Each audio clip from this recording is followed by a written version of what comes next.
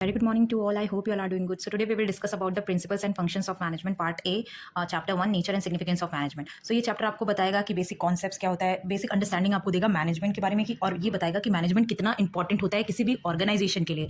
अब वेदर वो कोई ऑर्गेनाइजेशन हो, कंपनी हो, इंस्टीट्यूशन हो या फिर कुछ भी हो, ठीक है, क्योंकि मैनेजमेंट जो है वो हर जगह काम आता है आपका। ऐसा नहीं है कि आपके स्कूल में सिर्फ मैनेजमेंट है या आपके कॉलेज में सिर्फ मैनेजमेंट है। मैनेजमेंट हर जगह काम, कोई भी कंपनी आप चला रहे हो मैनेजमेंट की जरूरत होती है। सो ये बेसिक अंडरस्टैंडिंग देता है ये चैप्टर आपको, ठीक है। ये 12th का चैप्टर नंबर 1 है। सो इंट्रोडक्शन क्या है?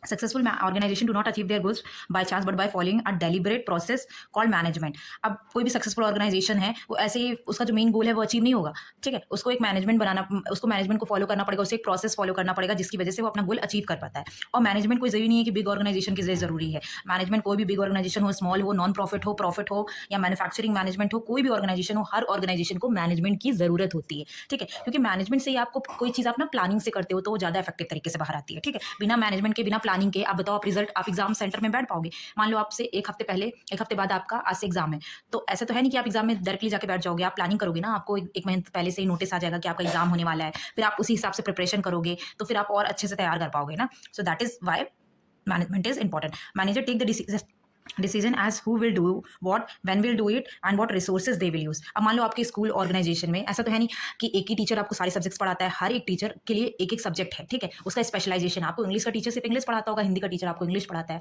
हिंदी पढ़ाता है, एंड बिजनेस स्टडीज का टीचर आपको सिर्फ बिजनेस स्टडीज पढ़ाता है, अकाउंट्स का टीचर आपको अकाउंट्स पढ़ाता है, इकोनॉमिक्स का टीचर आपको इकोनॉमिक्स पढ़ाता है। तो मतलब हर एक को काम में डिवाइड किया गया है, हर एक पर्सन को उसका काम अलॉट कर दिया गया है एंड वो उस काम को इफेक्टिवली तरीके से करता है। Basic job of a manager is effective and efficient utilization of physical, financial, human resources. अब किसी भी मैनेजर का मेन वर्क क्या है कि जो रिसोर्सेज है, अब वो रिसोर्सेज मैन पावर भी हो सकते हैं, ह्यूमन रिसोर्स, जैसे आपके टीचर आपको पढ़ाते हैं, ठीक है, उनका इफेक्टिव और एफिशिएंट तरीके से यूटिलाइजेशन कैसे कर सकता है मैनेजर? बताओ कैसे कर लेगा? मतलब अगर मैं बिजनेस स्टडीज की एक्सपर्टीज हूं तो मुझे सिर्फ बिजनेस स्टडीज पढ़ाने को दे तो फिर I will do my best. अगर कोई अकाउंट्स का टीचर है तो फिर अकाउंट्स को उसको पढ़ाने को दे। अब ऐसे हिंदी के टीचर को आप इंग्लिश पढ़ाने के लिए दे दोगे तो वो अच्छे से पढ़ा ही नहीं पाएगा और बच्चों को अच्छे से समझ भी नहीं आएगा।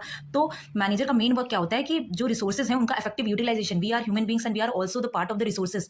हम लोग भी रिसोर्सेज हैं, हम लोग किसी कंपनी के लिए काम करते हैं तो हम भी एक रिसोर्सेज हैं। फिजिकल कोई मशीन वगैरह हो गया, फाइनेंशियल मनी का भी कैसे यूटिलाइज करना है ताकि हम ऑर्गेनाइजेशन के ऑब्जेक्टिव को पा पाए, ठीक है, अचीव कर पाए। No matter what the organization और वॉट द गोल में, they all have something in common, management and managers. अब इट डिपेंड्स कि आपका ऑर्गेनाइजेशन कैसा है। अब इससे कोई फर्क नहीं पड़ता कि कोई बिजनेस है, कोई इंस्टीट्यूशन है, स्कूल है, कॉलेज है या कोई कोचिंग सेंटर है। एक चीज सब में कॉमन होती है, दैट इज मैनेजमेंट और मैनेजर्स। हर एक ऑर्गेनाइजेशन में आपको मैनेजमेंट टीम मिलेगा, ठीक है। अब मैनेजमेंट कंसिस्ट होती है inter related functions. Inter related function जैसे आपने बिजनेस ऑर्गेनाइज, इसी चैप्टर में आप आगे पॉज्ड कॉर्ब पढ़ोगे, पॉज्ड कॉर्ब, ठीक है। POSDCORB is a function of management, ठीक है। अब ये प्लानिंग है, ऑर्गेनाइजिंग है, स्टाफिंग है, डायरेक्टिंग है या कोऑर्डिनेटिंग है, रिपोर्टिंग है, बजटिंग है। अब ऐसा नहीं है कि कोई एक भी मिसिंग हो जाएगा तो आप मान लो आपने प्लानिंग की ही नहीं, स्टाफिंग कर लिया, आप बिजनेस ऑर्गेनाइजेशन में एम्प्लॉयज को ला रहे हो और आपने ये प्लान किया ही नहीं कि इस बंदे को क्या सब्जेक्ट देना है, ठीक है, ऐसे ही आपने स्टाफ ले आके रख दिया और एक्स्ट्रा ओवर स्टाफिंग कर दी तो वो प्रॉब्लम हो जाएगी ना। तो सब ये इंटर रिलेटेड फंक्शन है और एक के बिना दूसरा अधूरा है। आप ऐसे नहीं कर सकते कि आप एक फंक्शन नहीं कर रहे हो दूसरा कर दे रहे हो तो बिजनेस ऑर्गेनाइजेशन आपका मैनेजमेंट बहुत अच्छा जाएगा, ऐसा नहीं हो सकता, ठीक है। And the perform by all manager, for example managers have to plan objective of the firm, firm का ऑब्जेक्टिव क्या है, ठीक है। उसके बाद आपको रिक्रूट करेगा किस, मान लो आपके इंस्टीट्यूशन में इंग्लिश टीचर की रिक्वायरमेंट हो, हाँ अकाउंट्स टीचर ला के रख दिया, बताओ अब अकाउंट्स टीचर इंग्लिश पढ़ाएगा? नहीं पढ़ा सकता ना। आई एम नॉट सेइंग कि पढ़ा नहीं सकता, बट उसका स्पेशलाइजेशन वो नहीं है, वो इतनी अच्छे से नहीं पढ़ा पाएगा जितना एक इंग्लिश टीचर अच्छे से पढ़ा लेगा, ठीक है। सो आपको प्रॉपर प्लानिंग करनी पड़ेगी, फिर आपको रिक्रूटमेंट करना पड़ेगा, एम्प्लॉयज को सेलेक्ट करना पड़ेगा, फिर उनको प्लेस करना पड़ेगा। प्लेस करने के बाद ये भी देखना पड़ेगा कि जैसा प्लान किया था वैसा हुआ कि नहीं, एंड रिजल्ट अच्छा आया कि नहीं। So that is all about the inter related function. ये inter related, however the time spend by the manager in different function is different. Manager at top level spend more time on planning, manager at lower level. अब जो lower level पे manager है, ठीक है, मान लो जैसे HODs होते हैं, ठीक है। अब एचओडीज से ऊपर प्रिंसिपल होते हैं, हर एक डिपार्टमेंट के अलग अलग एचओडीज हैं, ठीक है। कॉमर्स डिपार्टमेंट का अलग एचओडी होता है, साइंस डिपार्टमेंट का अलग एचओडी होता है, आर्ट्स डिपार्टमेंट का अलग एचओडी होता है। पहले प्रिंसिपल सारी चीजें प्लान करता है, ठीक है, वो टॉप लेवल का मैनेजर है, ठीक है। फिर वो सारी प्लान चीजें जब वो प्लान कर लेगा तो फिर वो आके आपके एचओडीज को बताएगा, फिर आपके एचओडी आपको डायरेक्ट करते हैं, मतलब टीचर्स को एचओडीज डायरेक्ट करते हैं कि आपको ये करना है, आपको ये मंथ में ये चीजें कंप्लीट करनी है। मैनेजमेंट आपको बेसिक अंडरस्टैंडिंग हो गई होगी, इंट्रोडक्शन आपने पढ़ लिया, ठीक है, मैनेजमेंट का। अब मॉडर्न कॉन्सेप्ट ऑफ मैनेजमेंट क्या है, मीनिंग ऑफ मैनेजमेंट क्या है, ठीक है। मैनेजमेंट मतलब ये होता है कि गेटिंग थिंग्स डन, ठीक है, काम करवाना, ठीक है, काम करवाना with the aim of achieving our goals efficiently और इफेक्टिवली, अच्छी तरीके से हो जाए और कम रिसोर्सेज का इस्तेमाल करके, मतलब कम कॉस्ट लगे हमारी और ज्यादा अच्छे से हम आउटपुट जनरेट कर सके। ये मेन ऑब्जेक्टिव होता है मैनेजमेंट का, ठीक है, काम करवाना। Management is the process of getting things done with the aim of achieving goals effectively and efficiently. Effectively मतलब जो टास्क हम चाह रहे थे, मतलब जो ऑब्जेक्टिव हो हमारे बिजनेस ऑर्गेनाइजेशन का, वो हम अच्छे तरीके से कर ले, हम अपना गोल अचीव कर ले और थोड़ा सा कम कॉस्ट लगे, ठीक है, कम कॉस्ट में हमें ज्यादा आउटपुट रिजल्ट मिले। That is called effectively and efficiently. अब इसके 3 कॉन्सेप्ट हैं, ठीक है, 3 टर्म्स हैं, प्रोसेस है, इफेक्टिवनेस एंड एफिशिएंसी। प्रोसेस क्या होता है? एक सीरीज है। देखो मैनेजमेंट एक सीरीज है, ऐसा नहीं है, हमने पहले आपसे बोला था ना कि आप स्टाफ को हायर नहीं कर सकते विदाउट प्लानिंग कि कौन सा टीचर को क्या पढ़ाएगा। आप ऐसे ही रिक्रूटमेंट, आप ऐसे ही एप्लीकेशन निकाल के किसी भी स्टाफ को हायर नहीं कर सकते। आपको अगर जिस टीचर की रिक्वायरमेंट हो अपने बिजनेस ऑर्गेनाइजेशन में, आप उसी टीचर को ले आओगे। हिंदी के टीचर की रिक्वायरमेंट हो तो आप इंग्लिश का टीचर नहीं लाओगे, या साइंस के टीचर, फिजिक्स के टीचर की रिक्वायरमेंट हो तो आप केमिस्ट्री के टीचर नहीं उठा के ले आओगे। ठीक है, आपको जिस टीचर की रिक्वायरमेंट है उसी टीचर को ले आओगे और विद प्लानिंग ले आओगे। ठीक है, सो that is called process, and process follow करना जरूरी होता है। इसलिए मैनेजमेंट के फंक्शंस कुछ दिए हैं आपके नेक्स्ट चैप्टर्स में, उसमें आपको पूरा फंक्शंस दिया गया है कि जो आपको फॉलो करना पड़ता है।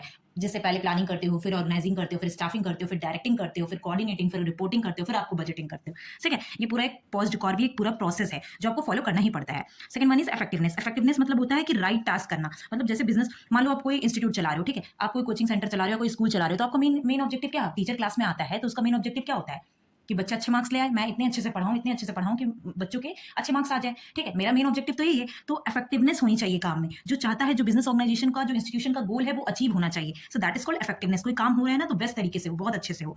It is concern with doing the right task, completing activities and achieving the goal. अपना एक्टिविटी कर लो, फिर इसका मेन कंसर्न क्या होता है? And result. मतलब बोला ना आपको, टेस्ट के बाद अगर आपके अच्छे मार्क्स नहीं आए तो मेरा पढ़ाने का आपको क्या फायदा? कोई फायदा है? नहीं फायदा है। आपको पढ़ने का भी कोई फायदा नहीं अगर आपके मार्क्स अच्छे नहीं आ रहे हो। सो दैट इज कॉल्ड इफेक्टिवनेस। मतलब मैं अगर जो काम कर रही हूँ इतने बेस्ट तरीके से कर रही हूँ कि उसका एंड रिजल्ट भी फेवरेबल हो।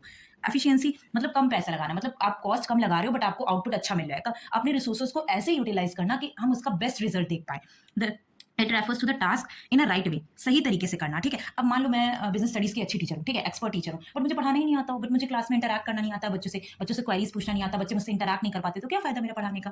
कोई फायदा है ही नहीं मेरे पढ़ाने का। ठीक है, तो आप जो काम करते हो किस तरीके से करते हो कि उसका इफेक्टिव रिजल्ट आए विद मिनिमम कॉस्ट। ठीक है, minimum cost and optimum utilization of resources. Resources को ऐसे यूटिलाइज करते हो, ऐसे ऑप्टिमम रिसोर्सेज को यूटिलाइज करते हो कि आपको बेस्ट रिजल्ट देखने को मिलता है। Efficiency involve cost benefit analysis. अब एफिशिएंसी में कॉस्ट बेनिफिट एनालिसिस आता है कि मतलब कम से कम कॉस्ट लगा के आप ज्यादा से ज्यादा आउटपुट कैसे जनरेट कर सकते हैं। That is called efficiency. अब दोनों में डिफरेंस क्या है? It refers to completing the task on time. Effectiveness मतलब होता है टाइम पे आपने काम खत्म कर लिया, ठीक है, कॉस्ट जितनी भी लगी, मतलब ज्यादा भी कॉस्ट लगी तब भी ठीक है, बट आपने काम अच्छे से कर लिया, टाइम पे खत्म कर दिया। ठीक है, दैट इज कॉल्ड इफेक्टिवनेस। और एफिशिएंसी मतलब क्या होता है? It refers to completing the task with minimum cost. कम से कम पैसे में आपने कैसे पूरा काम किया है, that is called the efficiency. मतलब आपने अपने रिसोर्सेज को अच्छे से यूटिलाइज कैसे किया। ठीक है, ऑब्जेक्टिव क्या होता है? इसका रिजल्ट होता है इफेक्टिवनेस, अभी बोला ना, एंड रिजल्ट अच्छा होना चाहिए। कॉस्ट बेनिफिट एनालिसिस, कम से कम पैसे लगने चाहिए। Main consideration doing the right task, सही काम करना। ठीक है, ये सही तरीके से काम करना। So there is a difference, that is called modern. ये हमारा मॉडर्न कॉन्सेप्ट ऑफ मैनेजमेंट है। नेक्स्ट वीडियो में we will discuss about the relationship between effectiveness and efficiency.